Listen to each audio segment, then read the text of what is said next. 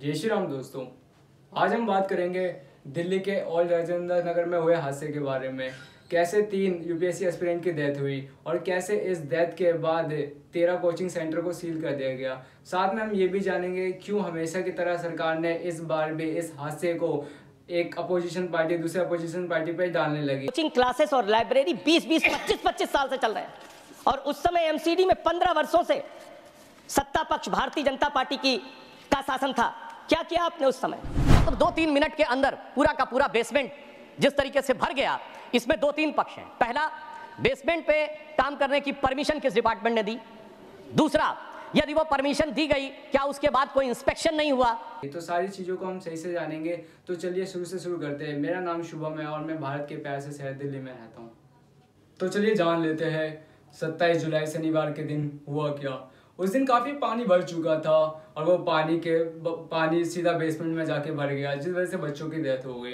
अब आप ये कहेंगे पानी के भर जाने से बच्चों की डेथ कैसे हो सकती है, तो आइए सही से जानते हैं। 27 जुलाई शनिवार का दिन स्टडी सेंटर था IS राव स्टडी सर्कल, जहाँ इलीगल तरीके से बेसमेंट में लाइब्रेरी बनाई गई थी। वहीं कुछ बच्चे लाइब्रेरी में स्टडी कर रहे थे। 27 तारीख को करीब 4 से 5 बजे काफ़ी ज़्यादा बारिश हो चुकी थी, जिससे पानी काफ़ी ऊपर बढ़ चुका था। लेकिन उस समय क्या हुआ, एक SUV कार वहीं से क्रॉस करती है, जिस वजह से जो पानी का बहाव है वो डायरेक्ट बेसमेंट के गेट से टकराता है। अब अफसोस की बात यह है, बेसमेंट में आपने लाइब्रेरी तो बना दिया इलीगल तरीके से, लेकिन एग्जिट गेट एक ही होने के कारण जो बेसमेंट का गेट है वो टूट जाता है पानी के बहाव से, और जो पानी है करीब धीरे धीरे करते करते 10 से 12 फीट भर जाता है, जिस वजह से उनका बायोमेट्रिक गेट सिस्टम भी खराब हो जाता है और वो बच्चे वहीं फंस जाते हैं। तो करीब 7 से 8 बज जाते हैं रात के।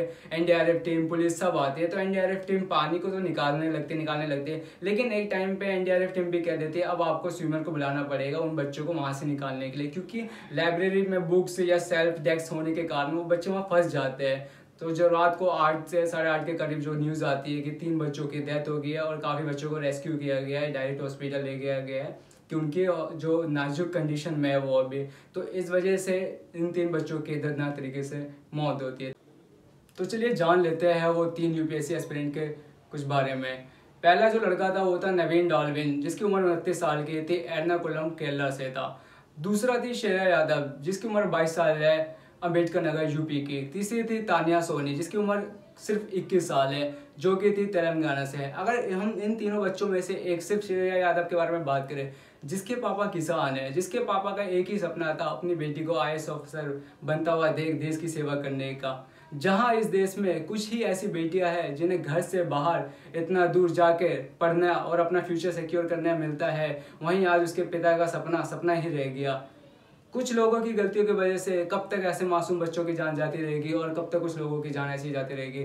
अगर हम बात करें जो 13 कोचिंग स्टडी सेंटर को सील किया गया है, ऐसे काफ़ी कोचिंग सेंटर आपको ओल्ड राजेंद्र नगर में मिल जाएंगे, जहां बेसमेंट में इलीगल तरीके से क्लासेस और लाइब्रेरी बना के उसका यूज़ किया जा रहा है। ये रहे कुछ लिस्ट, आप स्क्रीन पे पढ़ सकते हो। अगर हम बात करें इन सब में जो सबसे इम्पोर्टेंट, जो सबने हर किसी ने नाम सुना है उस इंस्टीट्यूट का, वो है दृष्टि IAS। उसको भी सील कर दिया गया, उसके भी बेसमेंट को सील कर दिया गया। क्यों? क्योंकि इस हादसे के बाद भी उसके बेसमेंट में क्लासेस चल रही थी, इतना कुछ होने के बावजूद भी, इसलिए उसे भी सील कर दिया गया। आज स्टूडेंट को ये नहीं जानना है इसमें किसकी गलती है, बीजेपी या आम आदमी पार्टी की। आज स्टूडेंट को ये जानना है जिस देश के लिए वो पढ़ाई कर रहे हैं, जिस देश की वो सेवा करना चाहते हैं आगे चल के, क्या वो देश, वो कॉन्स्टिट्यूशन इन्हें न्याय दिला पाएगा या हमेशा की तरह ये बात भी दबा दी जाएगी। ये जो बात है ये उस वेकअप अलार्म की तरह हो चुका है, जिसे हम रोज़ सुनना नहीं चाहते, जिसकी आवाज़ हमें कानों में सुई की तरह चुभने लगती है, जिसे हम हमेशा पीट के बंद कर देना चाहते हैं। सेम उसी तरह सरकार भी लोगों की, गरीब बच्चों की या जो स्टूडेंट्स होते हैं उनकी आवाज़ सुनना नहीं चाहती, उनकी आवाज़ को भी दबा देना चाहती है। हादसे पे हादसे होते रहे, सरकार को घंटा फर्क पड़ता है। ऐसे कई हादसे हैं जिसका कोई हिसाब नहीं है, जिसका कोई सोल्यूशन नहीं है। तो अगर हम बात करें एक और ऐसी केस के बारे में, तो जानते हैं नीलेश के बारे में। नीलेश की कहानी जानने से पहले कुछ बातें कर लेते हैं। हमें बचपन से सिखाया जाता है जो हुआ उसे भूल जाओ और आगे बढ़ जाओ। सेम उसी तरह इंस्टीट्यूट की गलती, MCD की गलती और सरकार की गलती की वजह से हुए 3 UPSC एस्पिरेंट की मौत को भी सरकार हमेशा की तरह भूल कर आगे बढ़ जाएगी और ये केस भी ऐसे बंद हो जाएगा। वो शहर दिल्ली जहाँ लोग अलग अलग शहरों से बच्चे अपना सपना लेकर आते हैं इतने बड़े शहर में पढ़ने के लिए, वहाँ ऐसे हादसे हो रहे हैं। वो ओल्ड राजेंद्र नगर जहाँ हर एक घर छोड़ के इलीगल और लीगल तरीके से इंस्टीट्यूट कोचिंग चल रहे हैं, जहाँ बेसमेंट में कोचिंग क्लासेस लाइब्रेरी बना दिया जा रहा है जिसका कोई हिसाब नहीं है। जब अगर कोई दिल्ली में बंदा अपना घर कंस्ट्रक्ट करता है और एरिया से थोड़ा सा आउट कंस्ट्रक्शन कर देता है, एमसीडी वहीं खड़ी हो जाती है कि भैया ये क्या कर रहे हो, वहीं पे जेसीबी चलने लगते हैं, वही टूटने लगते हैं। लेकिन अब क्या हुआ, अब क्यों नहीं खड़ी हुई एमसीडी जिसका फुल फॉर्म है म्यूनिसिपल कॉर्पोरेशन ऑफ दिल्ली? कहाँ है अब दिल्ली की सरकार? आ ले चलूं तुझे तारों के शहर में, धरती पे ये दुनिया हमें प्यार ना करने देगी। जी हाँ, मैं ये गाना इसलिए गा रहा हूँ, अब गाना ही पड़ेगा। दिल्ली का नाम अब बदल के तारों के शहर रखना पड़ेगा, जहाँ दिल्ली के पटेल नगर में एक दर्दनाक मौत हुई है एक यूपीएससी एस्पिरेंट की, जिसका नाम है नीलेश राय।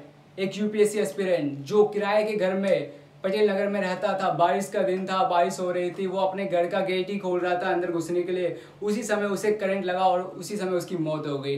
कहा जा रहा है कि जो करंट की वायर है वो लूज तरीके से उस पर मतलब हैंग कर चुकी थी गेट पे, जिस वजह से करंट पूरा फ्लो हो गया था गेट पे और उसे करंट लग गया। अब बताओ, ये सब हो गया, चलो ठीक है, जो हो गया हो गया। हैरानियत की बात तो ये है, इतना कुछ होने के बावजूद भी जो करंट की वायर है उसे सही से मैनेज नहीं किया गया, उसे टेप लगा दिया गया। जैसे हमेशा की तरह सरकार भी बच्चों के मुंह पे टेप लगा रही है और जनता के मुंह पे टेप लगा रही है। अब हम बात कर लेते हैं बीजेपी वर्सेस आम आदमी पार्टी पे। कैसे बीजेपी सरकार ने कहा आम आदमी पार्टी की गलती है और कैसे आम आदमी पार्टी ने कहा बीजेपी की गलती है।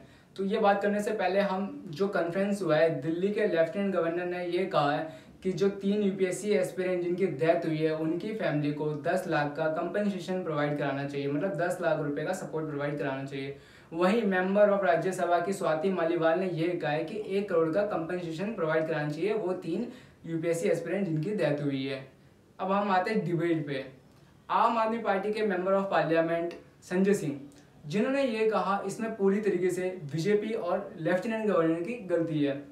उनके हिसाब से 28 जून को एक मीटिंग बैठाई गई थी जहां पे उनके मिनिस्टर्स सौरभ भारद्वाज जी ने ये कॉन्फ्रेंस किया था कि ऐसे ही चलता रहा तो दिल्ली डूब जाएगी, फ्लड सिस्टम आ जाएगा अगर डीसिल्टिंग नहीं किया जाए। लेकिन हमेशा की तरह उनके हिसाब से बीजेपी ने और लेफ्टिनेंट गवर्नर ने इस बात को दबा दिया। अब इस बात को काउंटर करने के लिए बीजेपी सरकार से विजेंद्र सचदेव ने डायरेक्ट क्वेश्चन किया है संजय सिंह पे, जहां उनका ये सवाल है, जहां आपका करप्ट नेता दिल्ली का सीएम अरविंद केजरीवाल जेल में है, जहां आप सबको उसकी शुगर लेवल पे ध्यान है, अगर वहीं आप सब ईमानदारी से ये काम करते तो ऐसी नौबत नहीं आती। ये रही बीजेपी और आम आदमी पार्टी की डिबेट। वहीं हम बात करें मेंबर ऑफ पार्लियामेंट बंसी स्वराज के बारे में, जिन्होंने रिक्वेस्ट किया है अमित शाह जी से, होम मिनिस्टर जी से, एक इंडिपेंडेंट कमेटी बनाने के लिए कि इन्वेस्टिगेट कर सके ये जो भी हादसा हुआ है। ये तो हमने बात किया पूरे केस पे। क्या उन 3 बच्चों को न्याय मिल पाएगा? क्या उनके परिवार को न्याय मिल पाएगा? ये तो हम आगे ही जान सकते हैं। लेकिन जहां शहरों से दूर गरीब परिवार के बच्चे राजेंद्र नगर आते अपना सपना लेकर कि IAS, IPS, IFS बनकर देश की सेवा कर सके और देश की सेवा में कंट्रीब्यूशन दे सके, वहीं दूसरी ओर ऐसे हादसे हो रहे हैं जहां आज उनके परिवार वाले उनसे ये नहीं पूछते कॉल करके कि बेटा खाना खाया या नहीं, जबकि ये पूछते बेटा जिंदा है या नहीं। तो सुनकर कैसा लगेगा? अगर सरकार, चाहे वो बीजेपी हो, आम आदमी पार्टी हो या कांग्रेस हो, अगर नफरत की राजनीति छोड़कर सही तरीके से काम करे, ईमानदारी से काम करे और टाइम टू टाइम काम करे तो शायद ऐसी नौबत कभी नहीं आएगी। आई होप आपको मेरी वीडियो काफ़ी इन्फॉर्मेटिव लगी होगी। तो चैनल को सब्सक्राइब, वीडियो को लाइक शेयर जरूर करें।